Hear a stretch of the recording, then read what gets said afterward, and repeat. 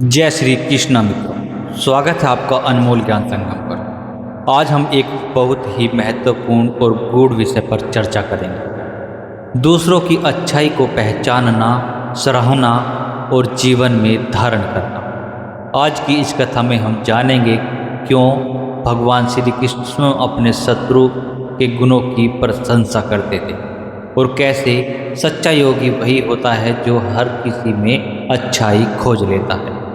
आज हम जानेंगे दो अत्यंत प्रेरणादायक उदाहरणों के माध्यम से कि सराहना केवल संस्कार नहीं बल्कि आत्मविकास की सबसे ऊंची सीढ़ी है। कुरुक्षेत्र का युद्ध समाप्त हो चुका था। धृतराष्ट्र ने भगवान श्री कृष्ण से पूछा, हे वासुदेव, क्या तुम्हें कर्ण में कोई अच्छाई दिखाई दी?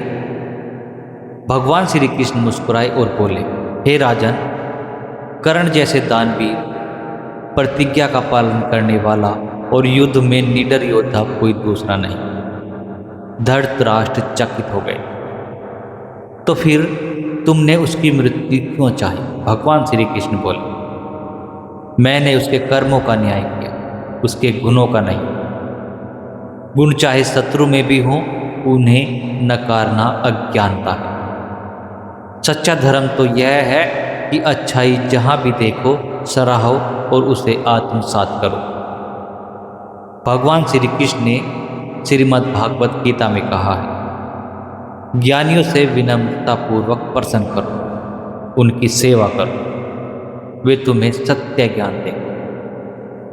भगवान श्री कृष्ण यहाँ हमें सिखा रहे हैं कि ज्ञान और गुण वही पनपते हैं जहाँ विनम्रता, प्रशंसा और सेवा का भाव होता है। प्रशंसा करने वाला व्यक्ति सदा सीखने की स्थिति में रहता है। ईर्ष्या करने वाला सदा बंद मन का होता है, लेकिन प्रशंसा करने वाला सदा खुला हुआ चित्त रखता है, जिसमें भगवान श्री कृष्ण का वास होता है। लंका युद्ध समाप्त हो गया था। रावण मृत्यु शैया पर पड़ा था। श्री राम ने लक्ष्मण से कहा, जाओ और रावण से कुछ ज्ञान सीख कर आओ, क्योंकि शत्रु होते हुए भी वह एक महान ज्ञानी और राजनीतिज्ञ था।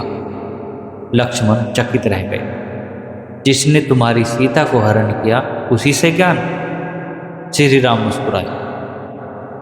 जब कोई हमारे जीवन से जा रहा तो केवल उसके अपराध नहीं, उसके ज्ञान और अच्छाइयों को गहन करना ही बुद्धिमानी है। यही शिक्षा भगवान श्री कृष्ण हमें बार बार देते हैं। शत्रु हो या मित्र, जहाँ से भी अच्छा ज्ञान मिले उसे ग्रहण करो। राजा बलि असुर होते हुए भी अतिथि सत्कार, दान और वचन पालन का महान था। जब वामन भगवान ने 3 पग भूमि मांगी तो शुक्राचार्य ने रोका, यह वामन ब्राह्मण नहीं, विष्णु है, धोखा है।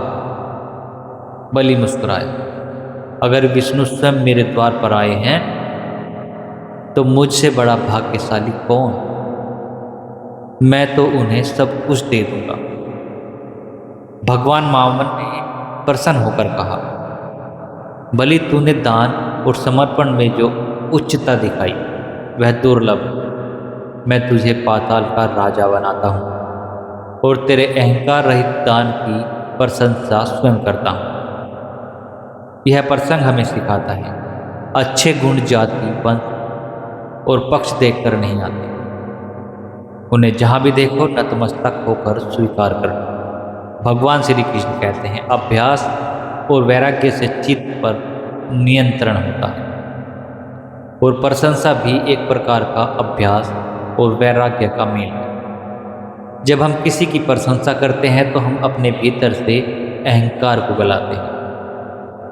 हम अपने दोषों को स्वीकारने की स्थिति में आते हैं और तभी हमारा आत्म विकास होता है।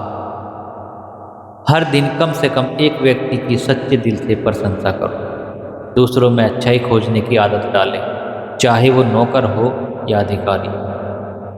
जहाँ से भी अच्छा विचार मिले, किताब, शत्रु या साथी, उसे अपनाइए। स्वयं की प्रशंसा सुनकर विनम्र रहना सीखे, ना कि अहंकारी बने। भगवान श्री कृष्ण की तरह गुणग्राही बने, दोषग्राही नहीं। तो मित्रों, आज आपने जाना कि जीवन में महान वही होता है जो स्वयं के साथ साथ दूसरों की अच्छाइयों को भी उभारता है। अच्छी बातें कहीं से भी मिले, उन्हें सहेजना और अपनाना, यही भगवान श्री कृष्ण का सच्चा भक्त होना है।